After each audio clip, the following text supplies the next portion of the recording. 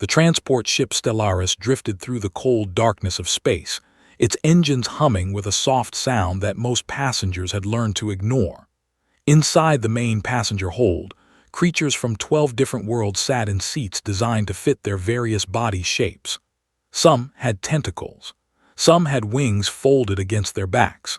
Others had multiple eyes that blinked in patterns that made no sense to anyone but their own kind.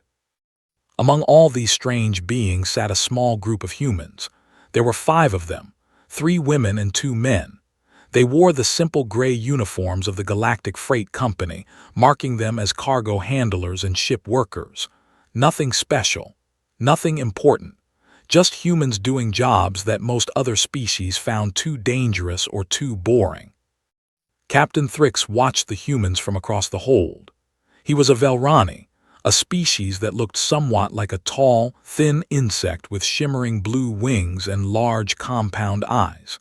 His people were known for their careful nature and their deep distrust of anything that came from what the galaxy called Deathworlds. Earth was a death world. The humans came from a place where the gravity was crushing, where the air contained a gas that could make metal rust, where water fell from the sky and sometimes froze into solid chunks, and where creatures with sharp teeth hunted other creatures for food. The very thought of such a place made Thrix's antennae twitch with fear. But the humans seemed calm. They always seemed calm. One of the women was reading something on a small device. One of the men was sleeping with his mouth open. The others talked quietly among themselves, sometimes making sounds that Thrix had learned were called laughter. Thrix did not understand laughter. He did not understand many things about humans. The Stellaris was 3 days into its journey from Trading Station Omega-7 to Colony World Verdant, a planet covered in gentle forests and wide meadows where many different species lived together in peace. Most of the passengers were heading there for various reasons. Some were workers, some were tourists, some were simply going home. But there was one group of passengers that Thrix watched more carefully than the others. In the center of the hold, in a special section with soft seats and gentle lighting, sat 14 small creatures.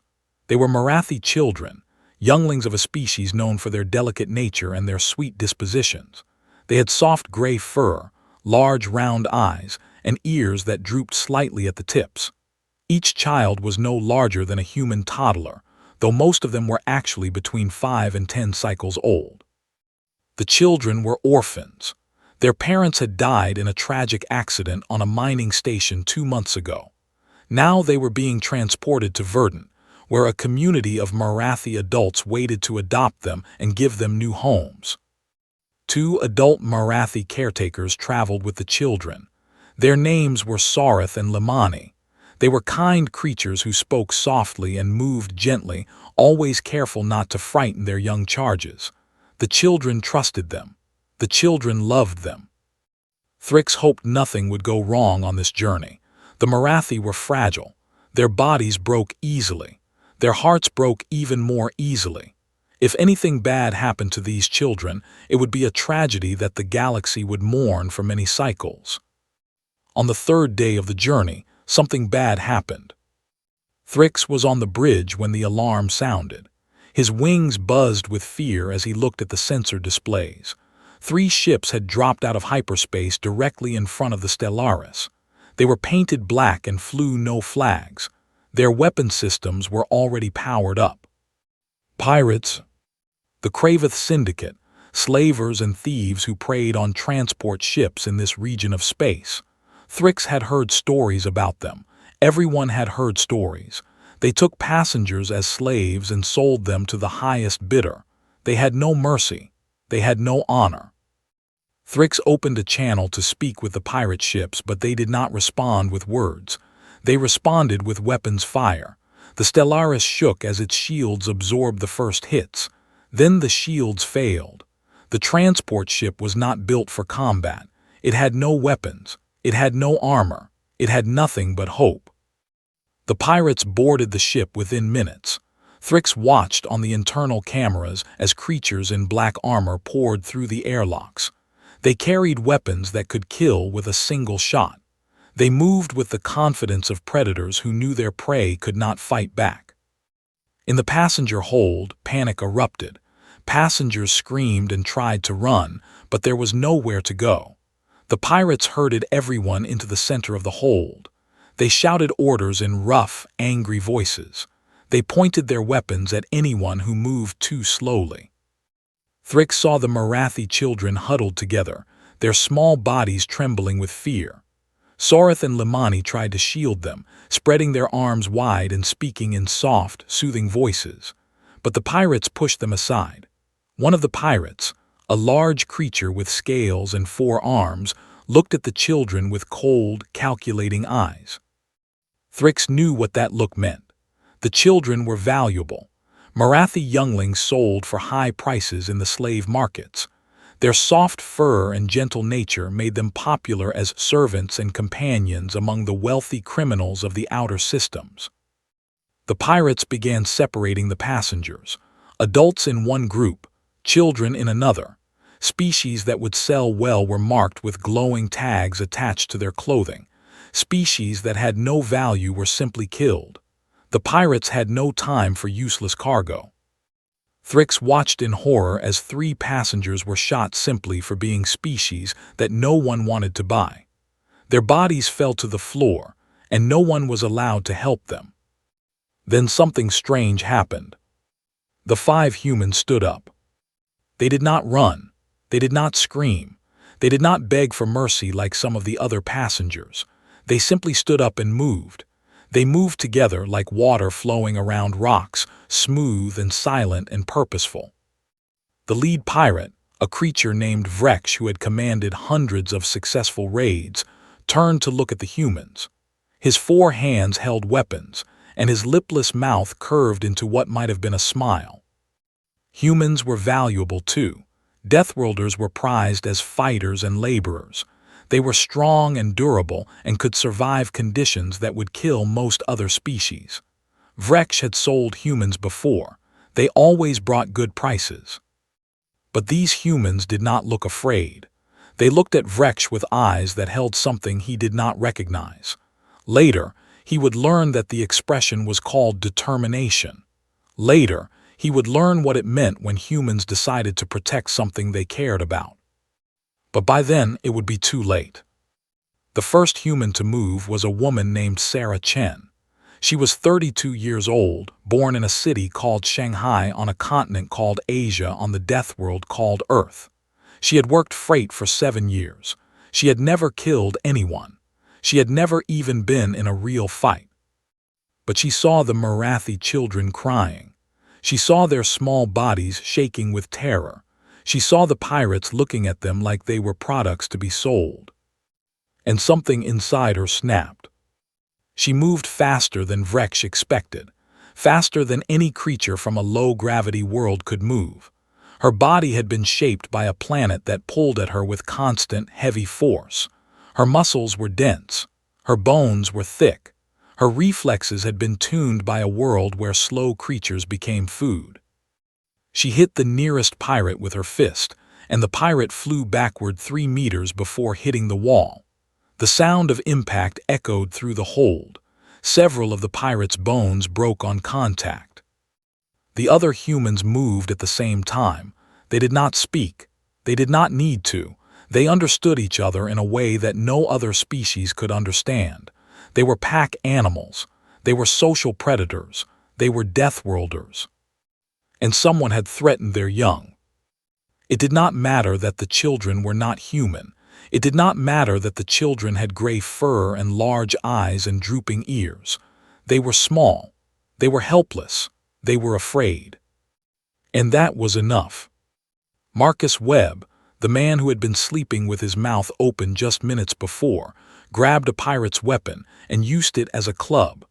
He swung it with the casual strength of someone who had spent his whole life fighting against gravity. The weapon's owner went down and did not get up.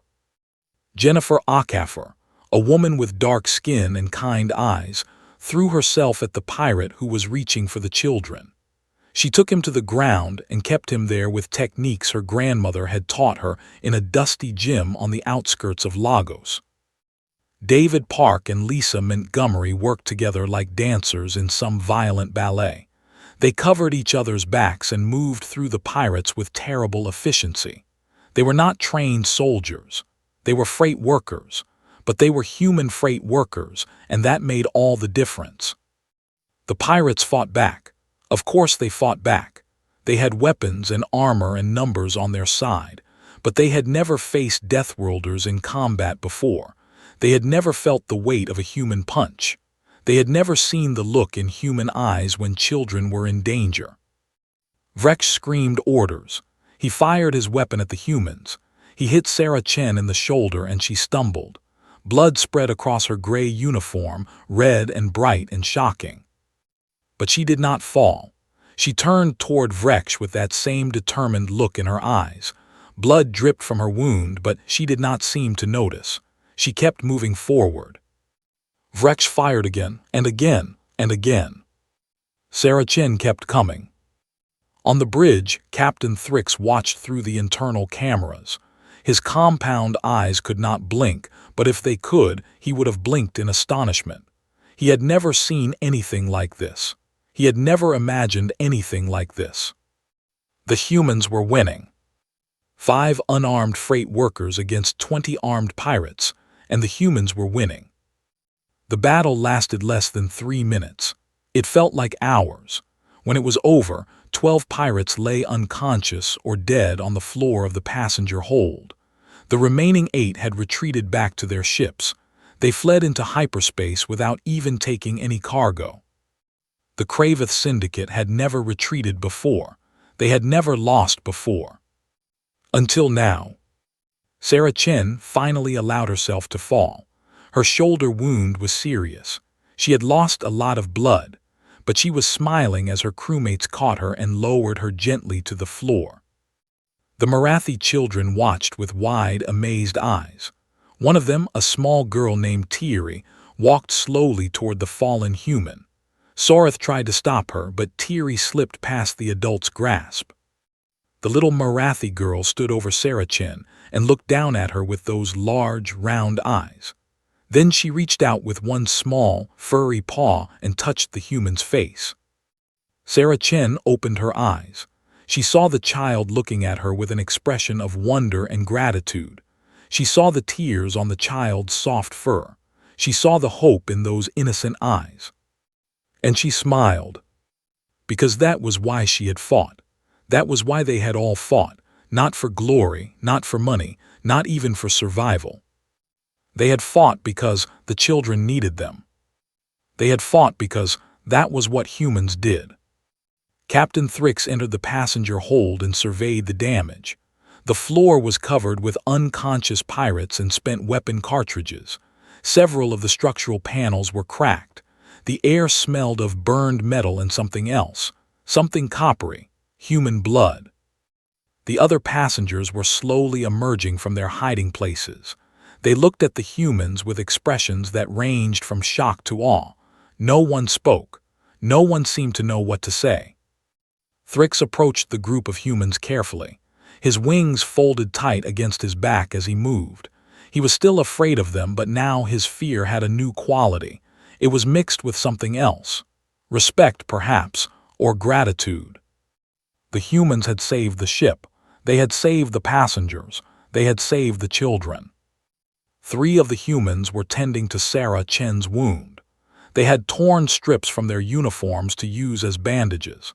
They worked quickly and efficiently, their hands steady despite the violence they had just experienced. David Park looked up as Thrix approached. He was a young man, barely 30 cycles old, but his eyes held a weight that seemed much older. His knuckles were bleeding. His face was bruised, but his voice was calm when he spoke. "Captain," he said, "we need medical supplies. Sarah lost a lot of blood." Thrix nodded rapidly, his antennae bobbing. Of course, I will have them brought immediately." He paused, trying to find the right words. "What you did," he said, "that was.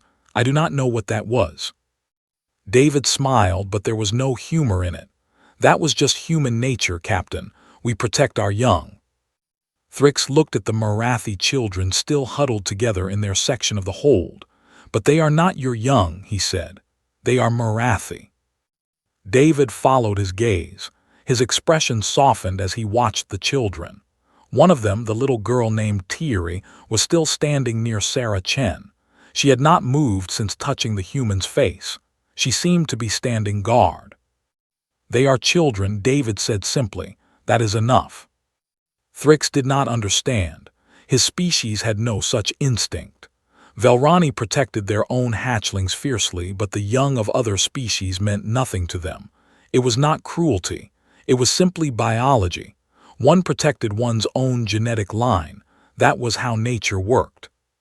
But humans seemed to operate by different rules. The medical supplies arrived, carried by the ship's automated drones. Lisa Montgomery took charge of treating Sarah's wound. She had some basic medical training. All humans did, it seemed. Another survival skill from their dangerous world. Sarah was conscious but weak. She watched Lisa work with patient eyes. At one point she reached out and touched Lisa's arm. "The children," she whispered, "are they okay?"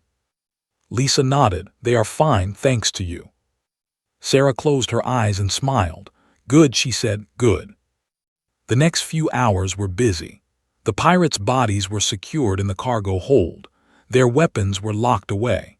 The ship's damaged systems were repaired as best as possible. Captain Thrix sent a distress call to the nearest patrol station, but help would not arrive for at least 12 hours. Throughout all of this, the humans stayed close to the children. It was not something they discussed. It was not something they planned. They simply did it. Whenever a human was not busy with repairs or medical treatment, they drifted toward the section where the Marathi children sat. They stood nearby. They watched. They waited. At first, the Marathi caretakers were nervous. Sarath and Lamani had never interacted with Deathworlders before. They had heard the same stories that everyone heard. Humans were dangerous. Humans were violent. Humans came from a world of death. But these humans did not act dangerous. They spoke softly. They moved slowly. They kept their distance, never approaching unless invited. It was Thierry who broke the barrier between the two groups. The little Marathi girl had not stopped watching Sarah Chen since the battle ended. When Sarah was moved to a makeshift bed in the corner of the hold, Thierry followed. When Sarah woke up and looked around, Thierry was there, sitting on the floor nearby. Sarath tried to call her back. "Come, little one," the caretaker said. "Let the human rest." But Thierry shook her head. "She wants to stay, Sarath," the child said. "She is protecting us. I want to protect her too." Sarah heard this. Her eyes met Thierry's across the small distance between them. Something passed between them, something that did not need words. "It is okay," Sarah said to Sarath. "She can stay if she wants to." And so Thierry stayed. Other children began to follow her example. They crept closer to the humans, one by one, until a small circle had formed. The children sat near the humans, and the humans let them. They did not touch. They did not speak much. They simply existed in the same space, sharing warmth and comfort and safety. Marcus Webb sat cross-legged on the floor, surrounded by 3 Marathi children. He was telling them a story about his childhood on Earth. His voice was low and gentle, nothing like the fierce growl he had used during the battle. The children listened with wide eyes, their ears perked forward in fascination. And then Marcus said, "The dog jumped into the water and grabbed the stick. He swam all the way back to shore with it in his mouth. Dogs love to fetch, you see. It is a game they play." "What is a dog?" one of the children asked. Marcus smiled. "A dog is an animal from Earth. They are our friends. They live with us in our homes and protect us and love us. Like you protected us." Marcus's smile faded into something more serious. "Yes," he said, "like we protected you." The children were quiet for a moment. Then another child, a boy named Coral, spoke up. "Will you stay with us?" he asked. "Will you protect us always?" It was an innocent question from an innocent child, but Marcus felt it hit him somewhere deep in his chest. He thought about his own children back on Earth. He had not seen them in over a year. He missed them every day. "I cannot stay forever," he said carefully. "I have my own children far away. They need me too, but I will protect you until you are safe on Verdant. I promise." Coral considered this. Then he nodded slowly. "Okay," he said. "Thank you, Marcus." Marcus reached out and very gently touched the top of Coral's head. The child's fur was incredibly soft, softer than anything Marcus had ever felt. Coral leaned into the touch, his large eyes closing in contentment. "You are welcome," Marcus said quietly. Across the hold, Jennifer Okafor was having a different kind of conversation. She sat with Limani, the younger of the two Marathi caretakers. Limani was still shaken from the pirate attack. Her small hands trembled as she held a cup of water. "I do not understand," Limani said. "Why did you fight? You could have been killed. You almost were killed." Jennifer shrugged. "It was the right thing to do." "But how did you know you would win? How did you know the risk was worth taking?" Jennifer was quiet for a long moment. She thought about the question carefully. It deserved a careful answer. "I did not know," she finally said. "I did not think about winning or losing. I saw the children crying. I saw them scared. And something inside me just moved." Limani shook her head. "I do not have that something inside me," she said. "I wanted to help them. I loved those children, but I could not move. I could not fight. I just froze." "That is not weakness," Jennifer said. "That is what most creatures do. It is normal." "But you did not freeze." Jennifer looked at her hands. The knuckles were bruised and swollen. Humans are different. We come from a world where freezing means death. We come from a world where we had to fight every day just to survive. That world made us into what we are. "Killers?" Limani asked softly. Jennifer smiled sadly. "Protectors," she said. "We are protectors. We always have been. Even when we were just cave dwellers with stone tools, we protected our tribes, our families, our children." "But we are not your children." "No, but you are children." Jennifer met Limani's eyes. "On Earth we have a saying. It takes a village to raise a child. It means that all adults are responsible for all children, not just their own, not just their species. All children, everywhere." Limani was silent for a long time. Her large eyes were wet with tears that did not fall. Finally, she spoke. "I think," she said, "that your world is not just a place of death. I think it is also a place of love." Jennifer nodded. "It is both," she said. "That is what makes us human." The night cycle came. The lights in the passenger hold dimmed to simulate nighttime. Most of the passengers tried to sleep, though few succeeded. The trauma of the pirate attack was still fresh in everyone's minds. The Marathi children slept in a pile, as was their custom. Their small bodies curled together for warmth and comfort. Their soft breathing filled the quiet hold with a gentle rhythm. And around them, arranged in a loose circle, the 5 humans kept watch. They had not discussed this either. They had not planned it. But when night came, they simply positioned themselves around the sleeping children and stayed awake. They took turns watching, 2 at a time, while the others dozed lightly. Captain Thrix observed this from the bridge. He had linked the internal cameras to his personal display so he could monitor the hold. What he saw confused him. The humans were exhausted. Sarah Chen was wounded. They had every reason to rest and recover. Instead, they were guarding alien children through the night. His first officer, a Velrani named Zithan, stood beside him. She saw what he saw. "It makes no sense," Zithan said. "They gain nothing from this." "No," Thrix agreed. "Nothing that we can measure." "Then why?"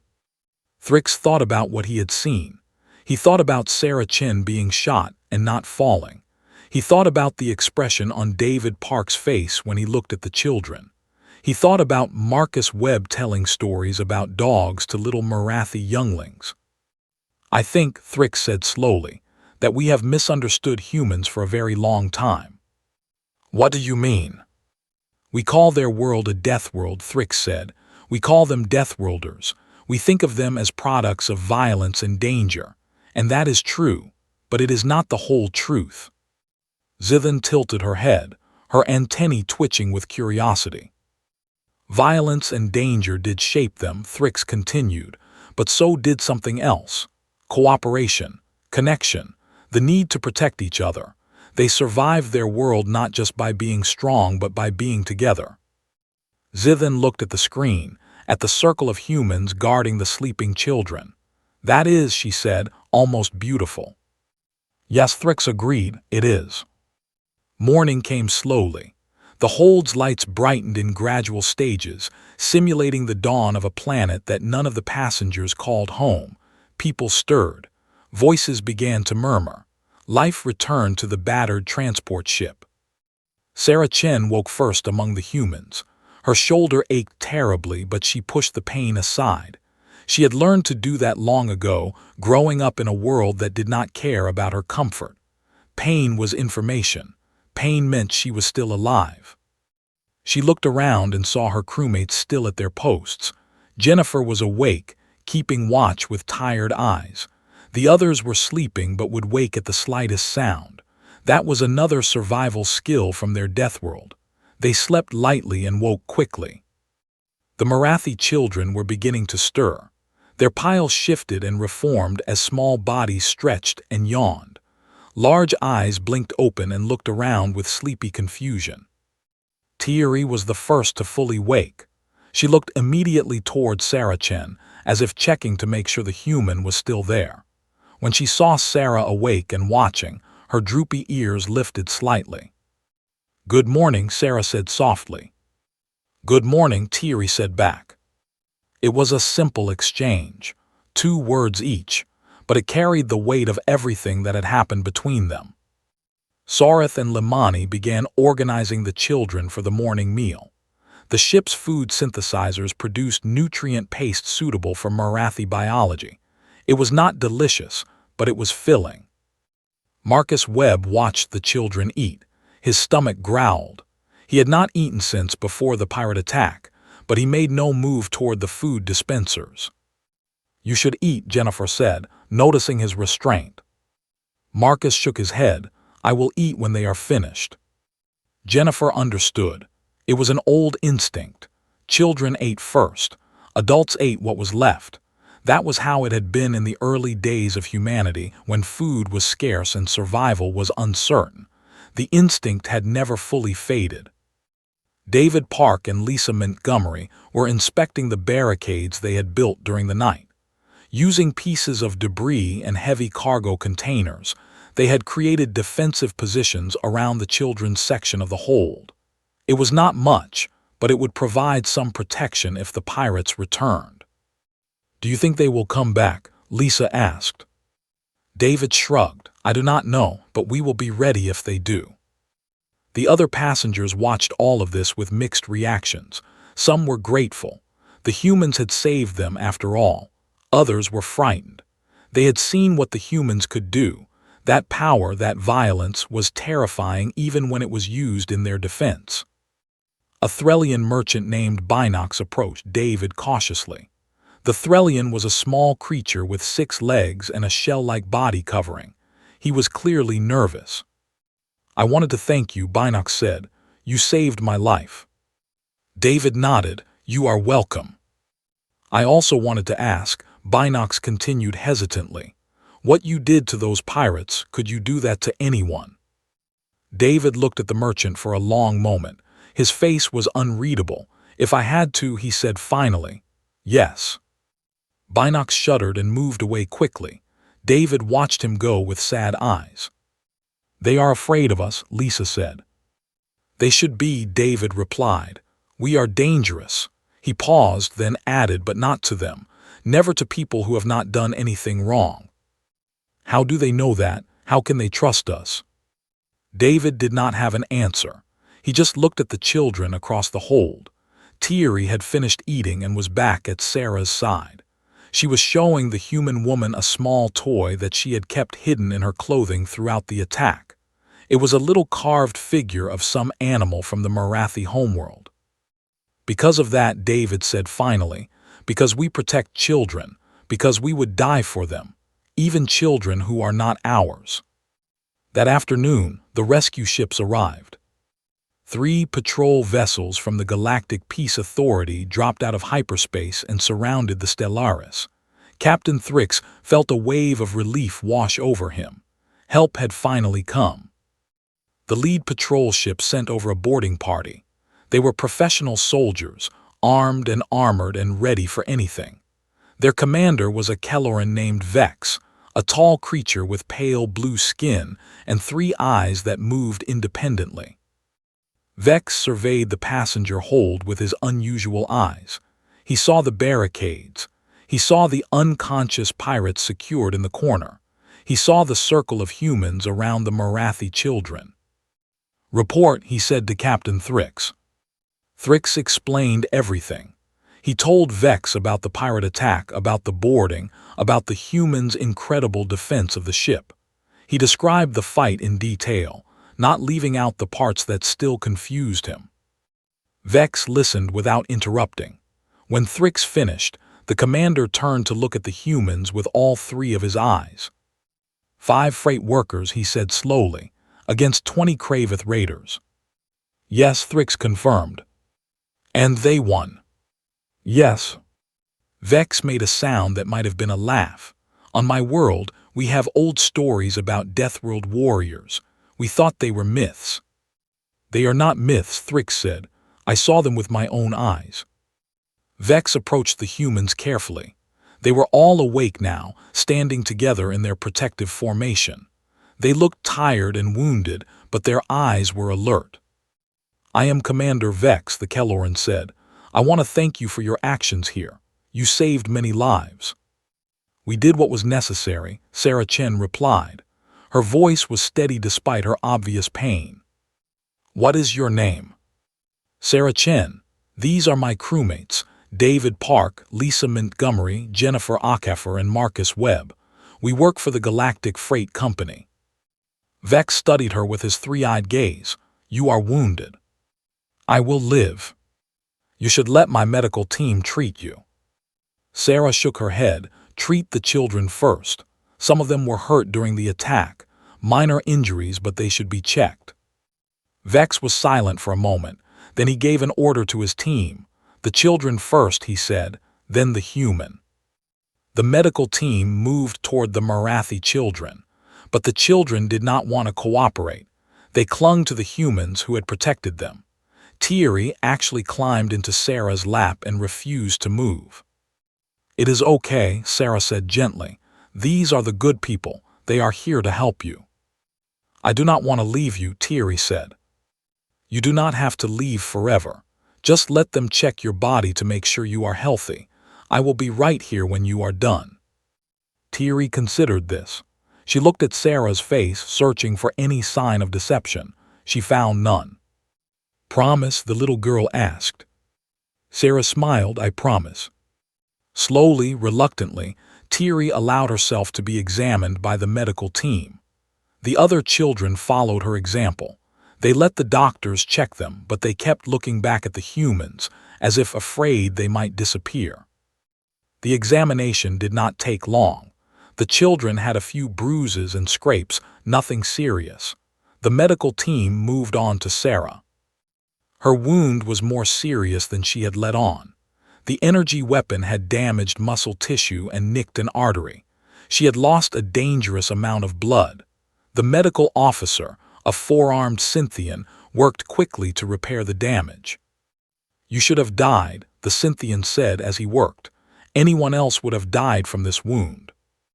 Sarah shrugged with her good shoulder. I had things to do. You continued fighting after receiving this injury. The children were in danger. The Scythian shook his head slowly. His species had many legends about Deathworlders, but hearing about them was different from seeing the evidence firsthand. You humans are remarkable, he said. We are just people, Sarah replied. We do what we have to do. The journey to Verdant took another 2 days.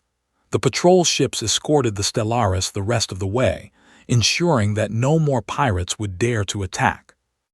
During those 2 days, something changed between the humans and the Marathi children. The children would not leave the humans alone. They followed them everywhere. They sat with them during meals. They slept near them at night.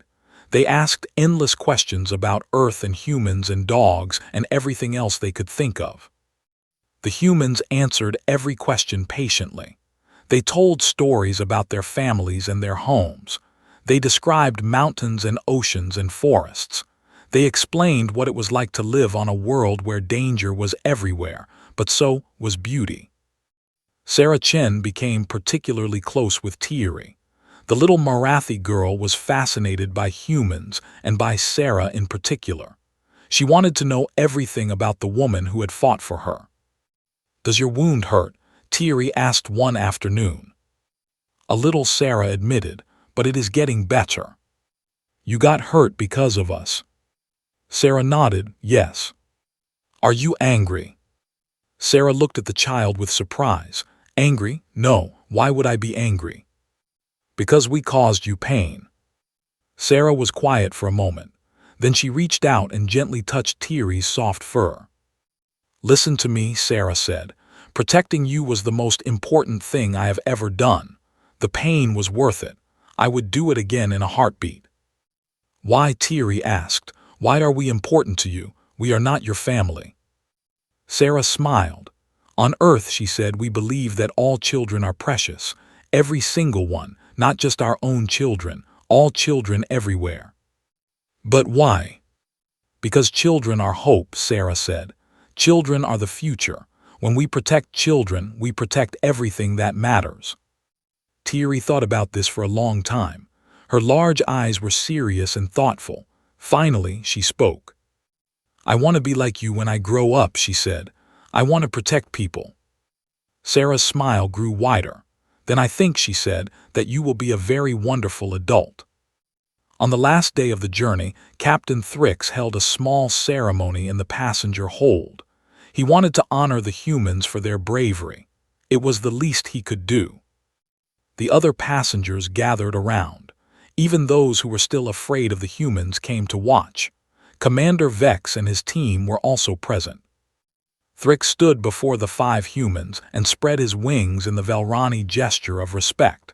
He spoke formally, using the ancient words of his people. "In the name of all who were saved," he said, "I thank you.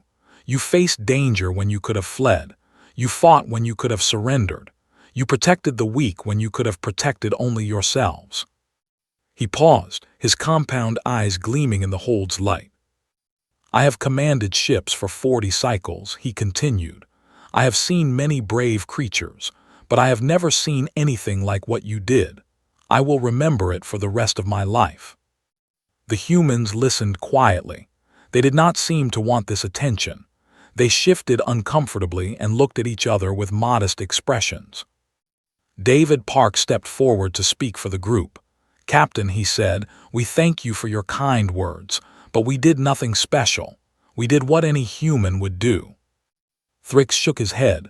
"That is not true. Your actions were extraordinary." "No," David said firmly, "our actions were human, that is all." There was a murmur among the watching passengers. They did not understand what David meant. How could such violence and sacrifice be ordinary? Then a small voice spoke up from the crowd. "I understand," Thierry said. Everyone turned to look at the little Marathi girl.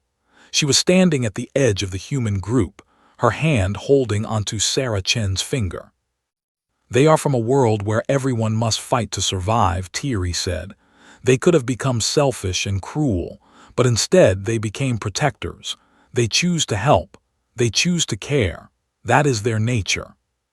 She looked up at Sarah with adoration in her eyes. "That is what makes them human," she said. The passengers were silent. Then slowly they began to react. Some nodded. Others whispered to each other. A few even moved closer to the humans as if seeing them for the first time. Commander Vex stepped forward. He had been watching everything with his 3 independent eyes. Now he spoke. When this story reaches the wider galaxy, he said, it will change how people think about Deathworlders. It will change how they think about humans. We do not want fame, Jennifer Acaffer said quickly. We just want to finish our job and go home to our families. Vex nodded. I understand. But understand this, what you did here matters. Not just for these children, but for everyone. You showed that humans are not just warriors. You showed that they are guardians. He looked at the Marathi children, who were still gathered close to the humans. And you showed, he added, that the galaxy is lucky to have you. The Stellaris arrived at Verdant later that day. The planet hung in space like a green and blue jewel, beautiful and peaceful. Landing ships came up to ferry the passengers down to the surface. The Marathi community was waiting at the spaceport. Hundreds of adults had come to welcome the orphaned children. They had prepared homes for them. They had prepared love for them. As the children disembarked, they were greeted with open arms. Tears flowed. Hugs were exchanged. The children were finally home. But Thierry did not run to the waiting adults. She stayed by Sarah Chen's side, holding her hand with a desperate grip. I do not want to leave you, Thierry said. Her voice was small and frightened. Sarah knelt down to look at the child eye to eye. Her shoulders still ached, but she ignored it. She ignored everything except the little girl in front of her. Listen to me, Sarah said. You have to stay here. This is your new home. These people will love you and take care of you. But I love you, Thierry said. Tears were streaming down her soft fur. Sarah felt her own eyes filling with tears. I love you too, she said. And that is why I want you to stay. I want you to be happy. I want you to be safe. Will I ever see you again? Sarah hesitated. She did not want to make a promise she could not keep. But looking at this child, this precious child who had somehow become so important to her, she found herself speaking anyway. Yes, she said, I will come back. I do not know when, but I will come back, I promise.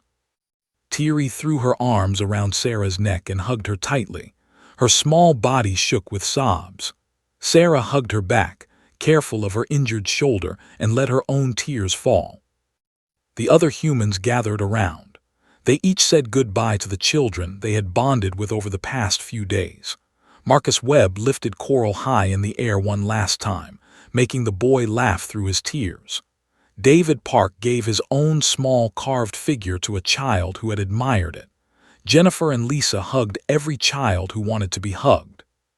Finally, reluctantly, the children were led away to their new families. They looked back often, waving at the humans who had saved them. The humans waved back until the children disappeared from sight. Sarah Chen stood at the spaceport long after the children were gone. Her crewmates stood with her, silent and supportive. Are you okay? Marcus asked finally. Sarah shook her head. No, she said, but I will be. She thought about Thierry, about her large eyes and soft fur and brave little heart. She thought about the promise she had made. I will come back, she whispered to herself. I will. And somewhere in the city, in a new home with new parents, a little Marathi girl was thinking the same thing. She will come back, Thierry told her new mother. She promised. Her new mother did not know what to say. She had heard the story of the human woman who had fought for her adopted daughter. She had heard about the blood and the pain and the sacrifice. If she promised, the mother said finally, then I believe she will keep that promise. That is what I have learned about humans. They protect what they love, always. Thierry smiled through her remaining tears. Yes, she said, they do. 2 months later, Sarah Chen did come back. She had requested a transfer to the Verdant cargo route. The Galactic Freight Company had approved it without question. After her actions on the Stellaris, they would have approved almost anything. She found Thierry in a small house at the edge of a meadow. The little girl was playing with other children, laughing and happy. But when she saw Sarah walking toward her, she stopped everything. For a moment, they just looked at each other. Then Thierry ran.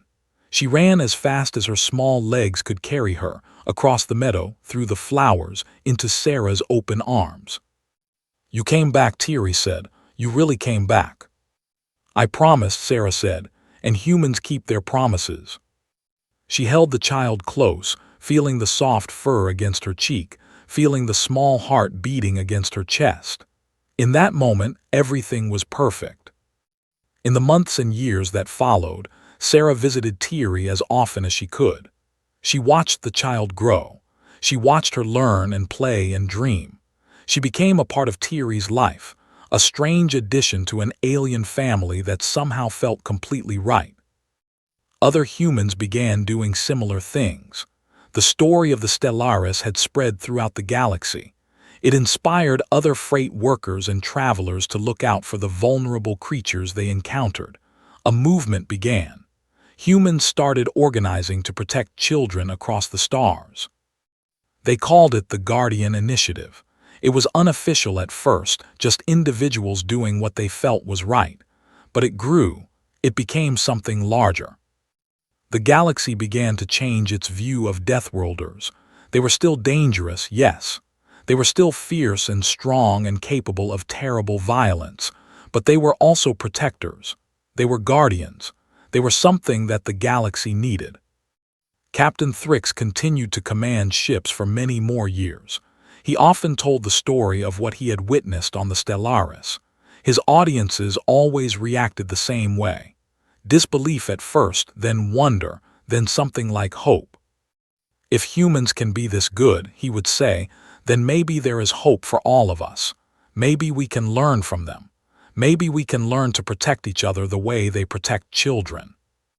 And on Verdant, a young Marathi woman grew up with memories of a human who had saved her.